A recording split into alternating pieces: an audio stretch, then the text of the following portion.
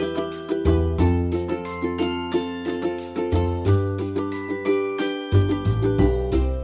Ibu, saya adalah peserta PPG dalam jabatan tahun 2022. Nama saya Aditya Dewa Marenda. Jadi di sini saya akan merekam pembelajaran teks ceramah di anak-anak 11 MIPA 4 SMA 4 Surabaya. Terima kasih, selamat menyaksikan. Assalamualaikum warahmatullahi wabarakatuh. Waalaikumsalam warahmatullahi wabarakatuh. Gimana kabar hari ini? Alhamdulillah baik. Itu suatu tidak biasa bisa. Ada permasalahan apa ya? Topinya rambut atau bagaimana? Oh, siapkan dulu ya. Tanda daftar ada Afiatul Alia Amaran. Sakit apa? Ada suratnya enggak? Ada. Tuliskan sakit apa?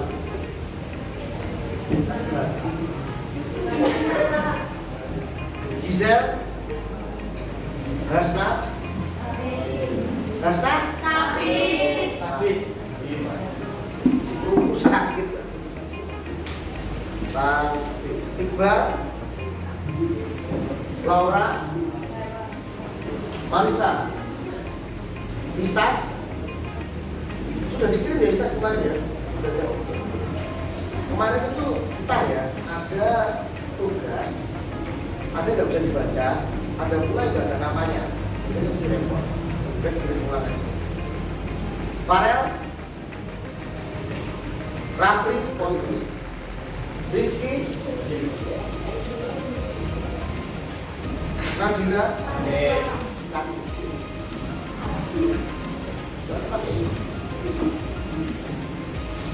Nazala, Malek, Nur Mayatus, Radita, Rigel, Regina, Zulfatus, Cak, Farisa, Vicky,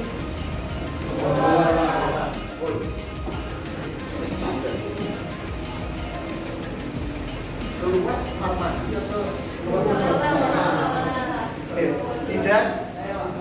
Oke, terima kasih.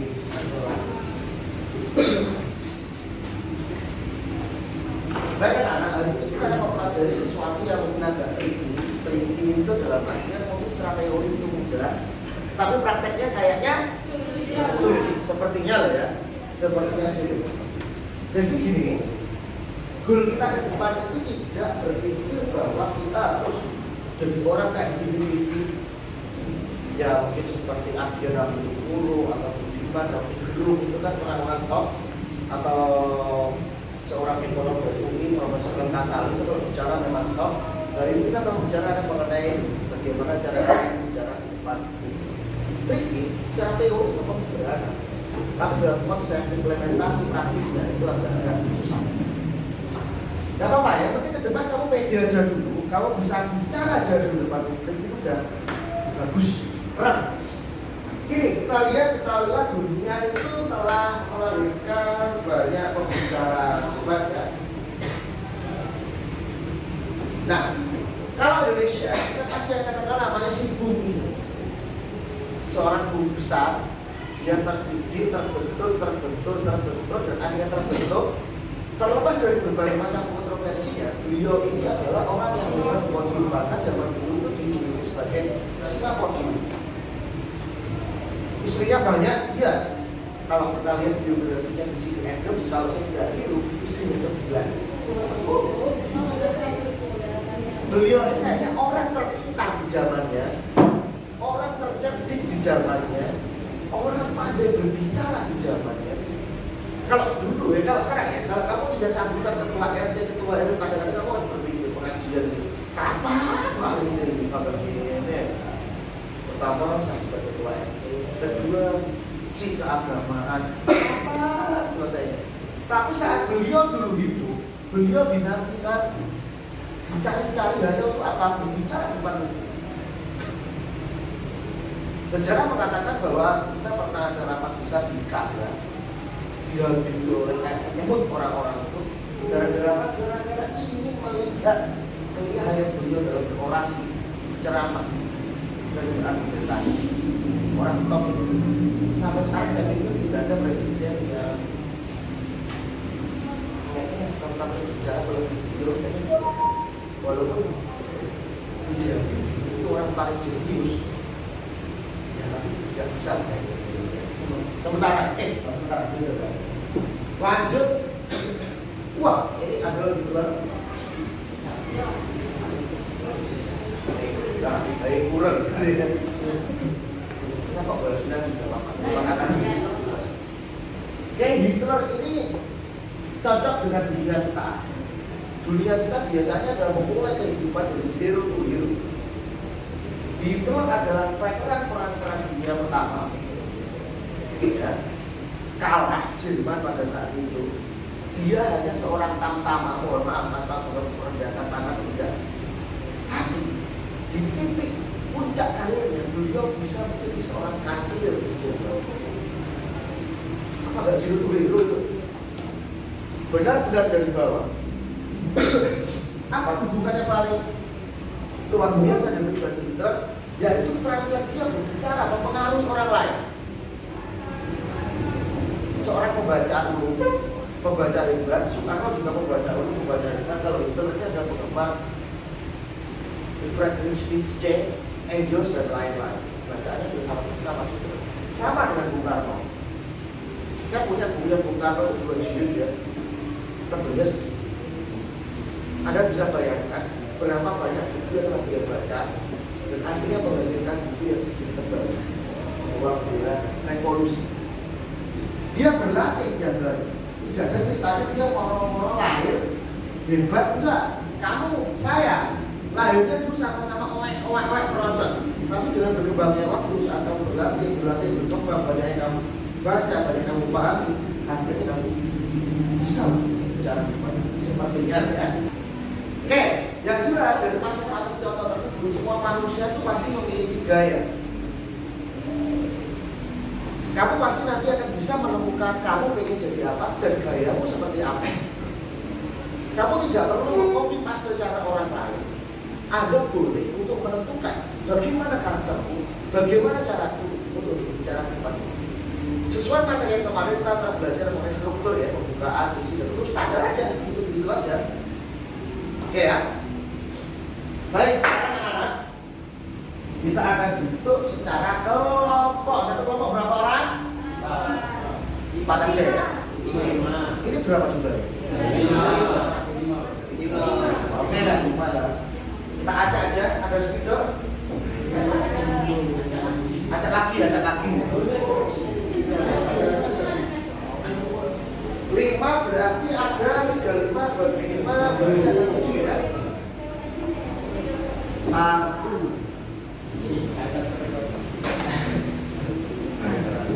2 3 4 5 6 7. Nggak sampai 8? Kalau sampai 8 jadi senang. Oke.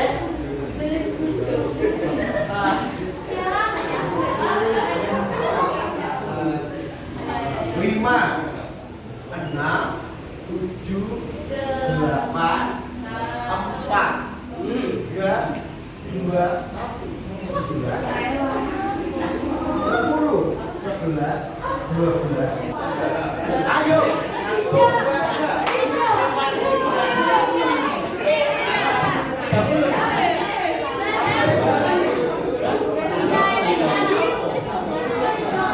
Dari Zat.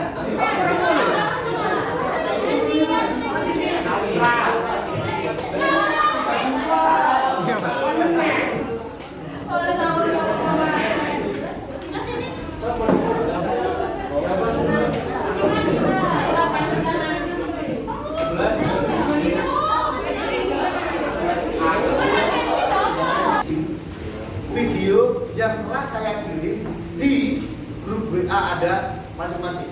Di situ ada finalis lomba ceramah di Balikpapan. Kira-kira menurut Anda layak atau tidak beliau jadi finalis atau lebih hebat ada, kira-kira begitu ya. Kekurangan dia seperti apa, kelebihan dia seperti apa, gitu ya. Tahap kita di sini adalah tahap analisis yang saya harapkan Anda bisa mengetahui contoh baik atau buruknya dari ceramah seseorang, sehingga ke depan saat Anda tampil untuk berceramah, Anda tidak kaku lagi dan Anda bisa lebih dari orang tersebut. Kalau belum bisa, ya nggak apa-apa. Lembar kerjanya ya di mana? Lembar kerjanya ada di grup WA juga itu, ada keluarga yang sudah saya kasih kolom-kolom seperti itu. Tolong diisi. Isi ada nomor 1, 2, 3, 4, 5, 6, 7, 8. Buka administrasinya sudah pas apa belum? Kurang lebihnya seperti apa? Apakah seperti oke, silakan.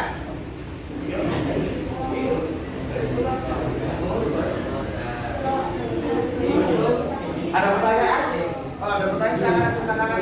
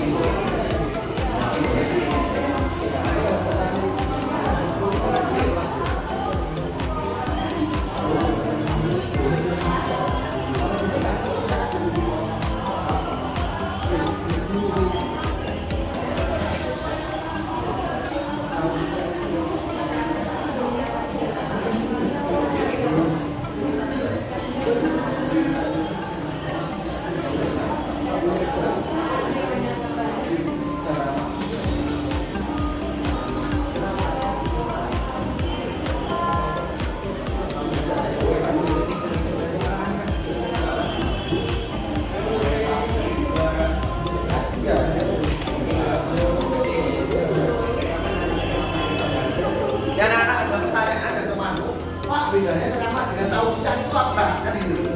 Kalau ceramah itu bisa cabang menjadi dua, ke arah ilmu pengetahuan dan ke arah keagamaan. Intinya ada dalil baik nakli maupun akli. Kalau ceramah ini ya dalilnya dari teori. Kalau ceramah agama dalilnya dari Al-Quran dan hadis, kan begitu. Kalau tausiah itu hanya bisa masuk ke ranah ilmu pengetahuan, dia khusus ke arah, tapi tausiah adalah bagian dari ceramah. Ya kayak ceramah itu rumahnya, dalam rumah ada tausiah, ada lagi mungkin yang sekali namanya apa, itu kebaktian atau apa, ya.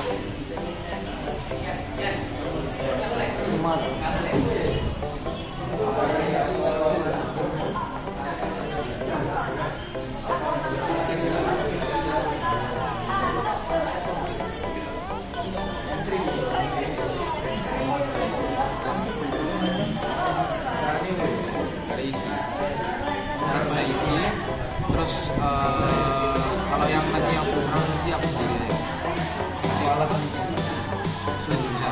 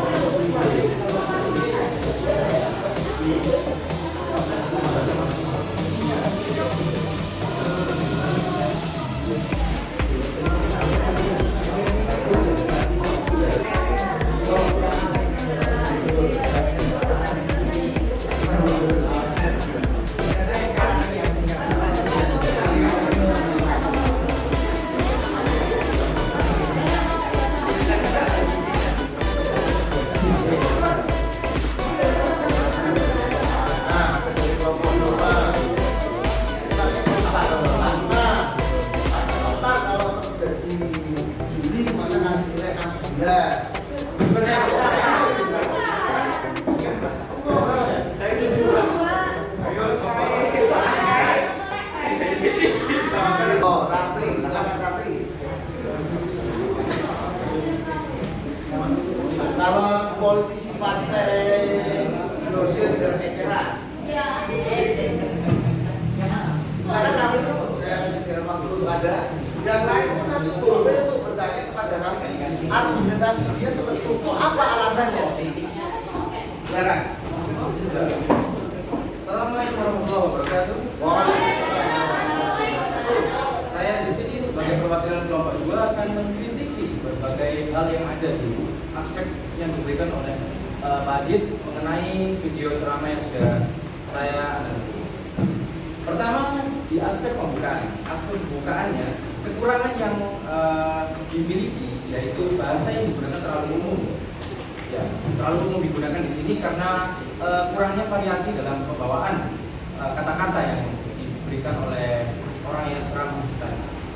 Lalu tempo yang dikeluarkan itu lambat sehingga membuat kita sebagai pendengar itu kurang semangat dan kurang tertarik untuk melanjutkan untuk mengikuti ceramah yang diberikan. Namun ada kelebihan juga yang dimiliki oleh orang tersebut, yaitu seperti suara yang dia keluarkan itu jelas, pembukaannya sudah mencakup gagasan materi yang akan diberikan nantinya pada saat ia memasuki inti ceramahnya. Lalu kemudian di isinya ada kekurangannya juga, yaitu seperti gaya bahasa yang terlalu baku.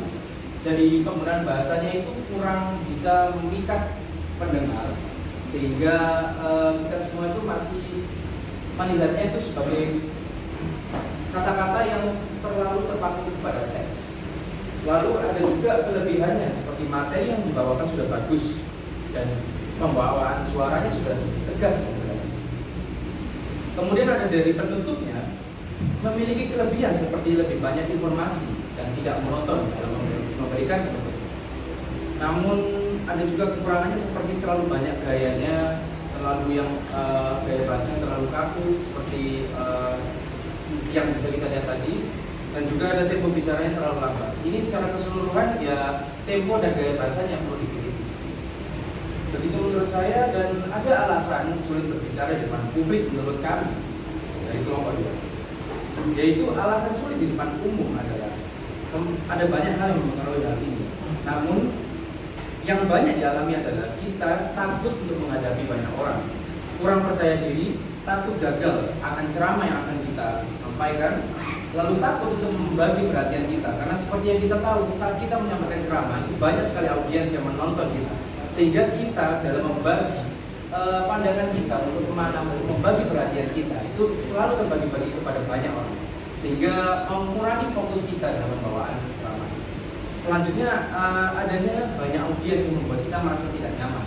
Jadi sebagai orang yang jarang berbicara, kemungkinan banyaknya audiens ini akan membuat merasa dirinya tertekan karena banyaknya pandangan yang mengarah satu arah kepada dirinya sendiri. Sehingga itulah yang membuat orang merasa sulit untuk berbicara.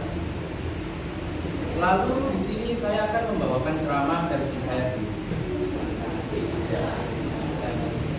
Kata teks. Ya, Siap, Dan. Oke. Sebelum kita berlayar lebih jauh lagi, biarkan saya menyambut Anda semua dengan ucapan selamat datang, selamat mendengarkan, dan selamat.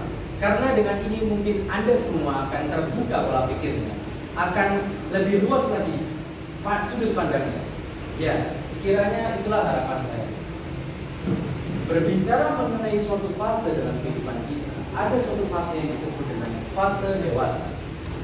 Fase yang akan kita alami dan kita masih berada di fase menuju, dalam tanda kutip, menuju dewasa. Mengapa demikian? Dapat kita ketahui bahwa kita ini masih dalam masa peralihan dari masa kanak-kanak menuju masa dewasa, sehingga kita masih belum sepenuhnya dewasa. Namun ironisnya, banyak di antara kita, bahkan beberapa tingkatan di bawah kita, itu terlalu mendewasakan diri. Sebagai contoh saja,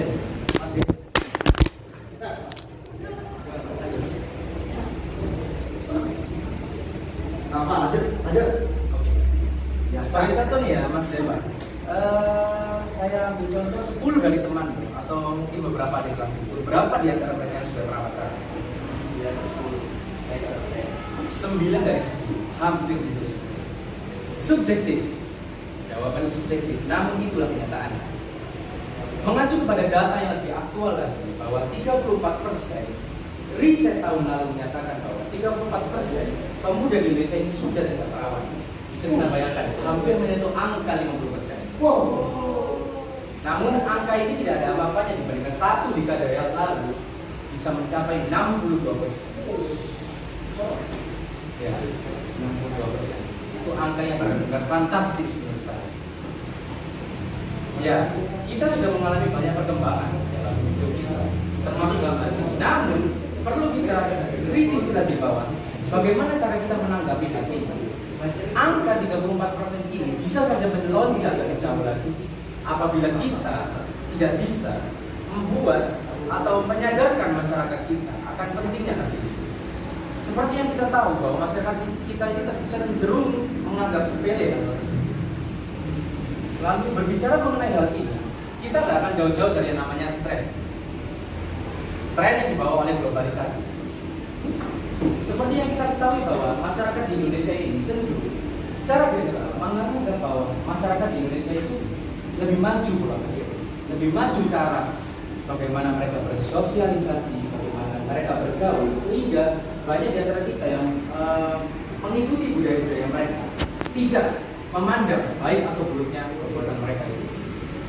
Dan dapat kita ketahui juga bahwa masyarakat di Indonesia ini cenderung sangat mudah terbawa arus, baik dari dalam diri sendiri maupun dari orang lain, sehingga apa-apa yang kita perbuat ini banyak dari orang-orang kita ini yang tidak menyadari bahwa kita sendiri itu bisa dengan diri kita sendiri, bahwa percaya diri itu penting. Namun kita justru mengikuti perintah orang lain, mengikuti arahan dari orang lain yang bisa cenderung membuat kita semakin jauh dari kebenaran, bisa membuat kita tersesat. Oke, berbicara mengenai inti pembicaraan kita, yaitu tentang dewasa. Ada suatu istilah yang disebut dengan emotional maturity. Emotional maturity itu terkandung dalamnya yaitu responsibility atau tanggung jawab. Lalu ada bagaimana kita untuk memahami diri sendiri, bagaimana untuk kita menguasai diri kita sendiri. Sebagai contoh, bertanggung jawab di sini. Bertanggung jawab di sini itu bertanggung jawab akan diri kita sendiri. Bagaimana kita menanggapi diri kita sendiri, bagaimana kita akan mendapatkan masa depan yang lebih baik kalau kita tidak bisa bertanggung jawab akan diri kita sendiri. Bertanggung jawab itu penting karena bagian-bagian dari diri kita yang akan kita hadapi di masa depan ini akan kita kuasai jika kita bisa bertanggung jawab dengan diri kita sendiri. Lalu ada suatu lagi yang dinamakan kejujuran. Kejujuran itu memiliki banyak makna, namun yang akan saya tekankan di sini adalah jujur kepada diri kita sendiri. Jujur pada diri kita sendiri berarti kita harus terbuka dengan diri kita sendiri dan tidak menutupi atau membohongi diri sendiri. Karena itu bisa membuat kita memiliki kepribadian yang tidak menentu. Kepribadian yang tidak menentu akan dilihat sebagai orang lain sebagai sesuatu yang aneh. Dan kita seperti tidak memiliki arah dan tujuan jika kita tidak jujur pada diri kita. Berbicara mengenai satu topik tidak akan ada habisnya. Seperti manusia terus tumbuh dan berkembang. Namun karena dalam kesempatan ini ada batasan dan waktu terus berjalan, mungkin cukup sekian yang akan saya sampaikan. Akan saya akhiri sampai di sini. Cukup sekian, terima kasih. Wassalamualaikum warahmatullahi wabarakatuh.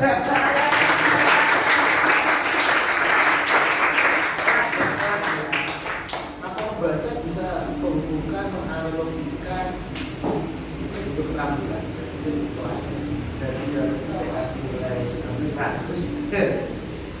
Selanjutnya adalah Deva Mati aja deh, Deva Mati ya. Saya rajin susah.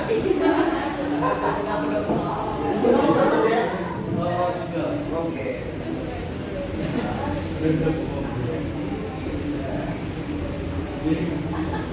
Assalamualaikum warahmatullahi wabarakatuh. Saya dari perwakilan kelompok 3 akan mengkritisi tentang video yang telah dikirim Pak Adit tadi tentang ceramah, lomba ceramah. Oke, saya mulai dari bagian pembukaannya. Menurut dari kelompok kami, pembukaannya itu sering terdengar atau mainstream lah di telinga kita.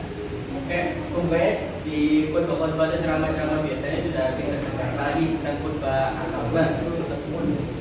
Nah, untuk nilai plusnya dari pembukaan yang menurut saya dari intonasi suaranya sudah percaya diri dan suaranya udah lantang banget. Pokoknya dia udah pede banget dalam penyampaiannya.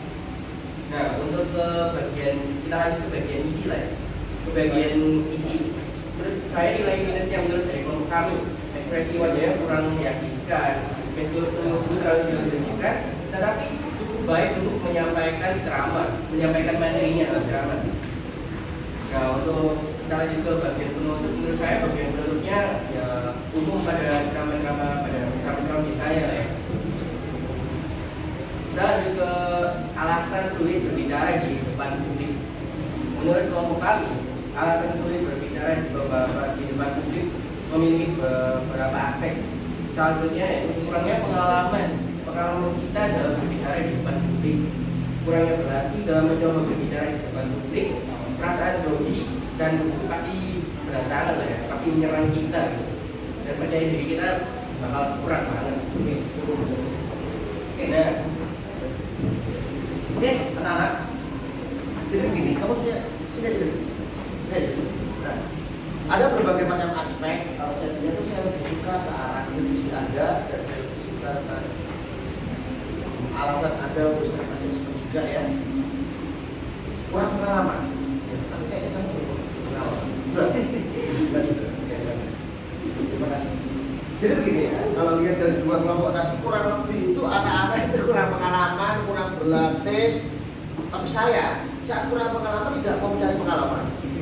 Saat dikasih pengalaman, enggak, awak muai. Ya kira-kira gitu ya, saling melempar tanggung jawab. Nah, terus kurang percaya diri, takut melihat publik. Apa kamu kira ini sebangsa pocong, genderuwo, kuntilanak, sundel bolong? Tidak, mereka sama manusia. Tadinya sudah sempat baca hasil karya Anda bahwa Anda mengatakan bahwa takut tidak bisa memuaskan semua orang gitu ya. Sudah. Nah, sebaik-baiknya kamu, pasti Anda nggak suka. Itu pasti. Sedangkan mungkin 100 orang itu 100% orang manusia itu suka sama kamu. Kita belajar pada kisah Nabi bilang gampang. Ada Nabi Nuh, itu kelas Nabi, kelas Rasul, Isa, Muhammad, Musa. Apakah mereka sebaik-baiknya orang? Ya, sebaik-baiknya orang. Tapi apakah mereka dicintai semua orang? Jawabannya adalah bukan tugas kita untuk menyenangkan semua orang. Tugas kita adalah memberikan penampilan kita yang terbaik dan bagaimana cara kita menyasar market yang pas. Aku bicara dengan siapa ya? Kalau bicara dengan tukang becak jangan menggunakan bahasa teknis kayak reaksi tapi dewasa itu ada berbagai macam bahasa. Saya belum menemukan tukang becak dosa saja. Nah jadi begini, dia nggak akan tahu. Kira-kira begitu. Jadi gaya bahasa dipaskan. Isi ada tadi bahwa pernyataan ada yang mengatakan lebay. Tangannya begini terlalu kaku, tidak apa-apa, tapi dia finalis. Kalau ada yang mengatakan seperti itu, boleh jadi ada akan menang daripada itu. Boleh jadi loh ya. Oke, ada pertanyaan anak silakan. Ada pertanyaan silakan. Sudah pernah bicara seperti itu? Belum? Belum sama sekali? Mau coba? Belum? Enggak, semua enggak menakutkan, cuma temanmu kok. Temanmu semua, apakah temanmu mencacimu? Sayangnya tidak. Itu hanya overthinkingmu saja. Kadang-kadang kita itu suka menganalisis sesuatu yang negatif saja. Oh, ujiku hilang. Aku merasa gampol. Baru bocor, burung keramas ya. Kadang-kadang begitu. Kita tidak pernah melihat hal-hal positif saat melihat orang. Coba kamu di depan sini, kamu lihat hal positif. Kata temanmu tadi pijen-pijenan kepada depannya. Saya kan berpikir dia tidak memperhatikan saya tidak. Saya kan berpikir bahwa namanya capek dan dia sedang membantu. Semudah itu. Sehingga pikiran kita kan jadi selamat. Itu ya kira-kira ya. Ada pertanyaan sekarang? Tidak ada pertanyaan sama sekali. Simple ya. Yang mati seperti awal tadi bahwa mudah di teori, susah di praksis. Untuk pengalaman. Nah silakan. Mohon maaf, bisa diulang.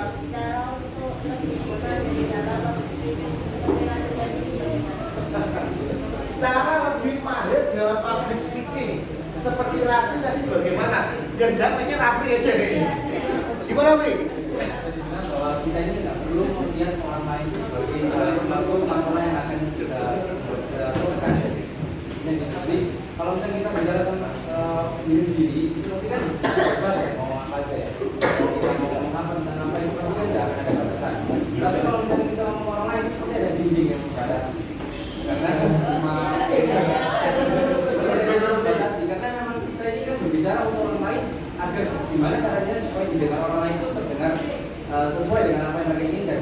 Tapi itu semua sebenarnya itu tidak terlalu penting kalau kita ceramah, karena kalau kita menyampaikan sesuatu itu apa yang dari kita sendiri itulah yang kita katakan dan apa yang akan ingin mereka dengar itu yang harus kita keluarkan. Dan jadi apa yang kita ingin keluarkan itu yang kita bicarakan, bukan apa yang ingin mereka dengar yang akan kita bicarakan. Wah.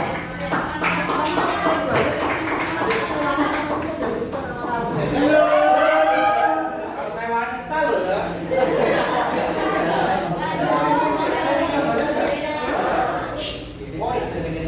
Membaca. Seorang pembicara yang hebat itu pasti seorang pembaca yang hebat. Udah itu garis lurus itu. Kamu menulis yang baik itu pasti kamu juga pembaca yang hebat. Coba kalau kamu nggak pernah baca novel atau cerpen, paling banter tulisanmu ada pada suatu hari. Itu nggak sih? Ya. Kalau kamu selalu baca cerpen sama novel, lama kelamaan gaya-gaya yang kamu baca tadi itu akan membenah di kamu dan saat bahwa itu akan tertuang dalam tulisan. Kalau kamu suka baca dengan ilmu ABC bla bla bla, saat kamu berbicara kamu akan langsung memanggil pengetahuan di situ saat dibutuhkan. Ya kayak jin itu pengetahuan. Karena kita lupa, tapi pada saat dibutuhkan dia muncul begitu saja. Ya kan? Hasil proses bertahun-tahun orang difermentasi ya, dari kedelai hitam India. Oke, saya pikir itu ya. Oke, keren. Anak-anak, saya ingin satu orang saja untuk merefleksikan apa yang kita pelajari hari ini. Silakan Mas.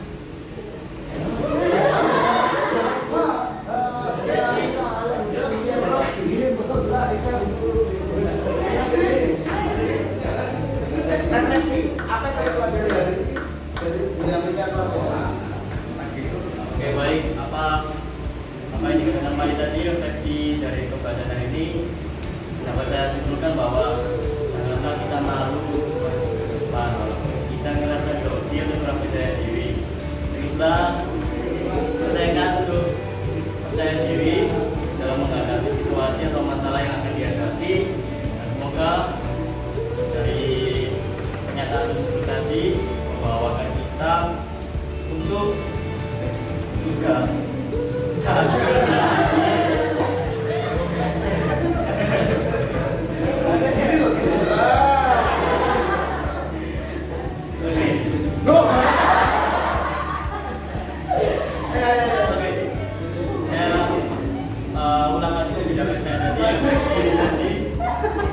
refleksi dari pembelajaran hari ini itu menurut saya sangat asik, sangat menyenangkan, sangat menghibur dan sangat bermanfaat bagi diri kita maupun semuanya. Semoga juga kedepannya pembelajaran kelas desa kali ini juga dapat memajukan